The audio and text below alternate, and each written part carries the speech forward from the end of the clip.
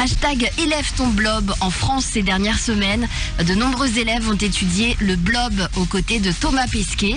L'astronaute normand a profité de sa mission dans l'espace pour faire la même expérience avec cet organisme qui fascine les scientifiques, pour son côté notamment immortel.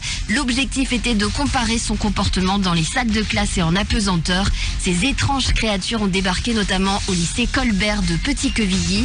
Des élèves ont pu les observer. Déjà, je savais même pas que ça existait. C'est un peu bizarre. Une chose qui est mystérieuse. Déjà, il est jaune. C'est un Simpson.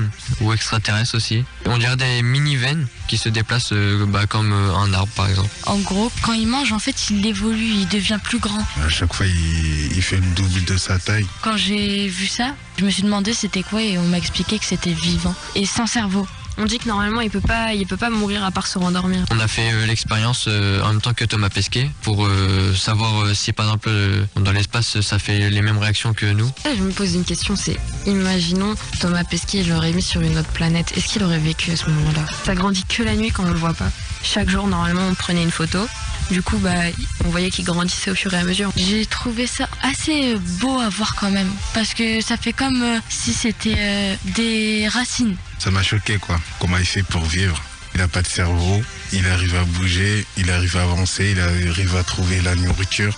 On dit que normalement il peut pas mourir à part se rendormir. Je me suis dit, oui, c'est un truc de ouf, j'aimerais bien être comme lui. Rien n'est immortel dans la vie, mais ça, si, c'est fascinant parce que normalement tout se détruit ou tout se construit. Mais là, lui, il se développe et même si on le coupe en deux, il reste en vie. Le blob est apparu sur Terre avant les dinosaures. Il pourrait trouver des applications dans la médecine.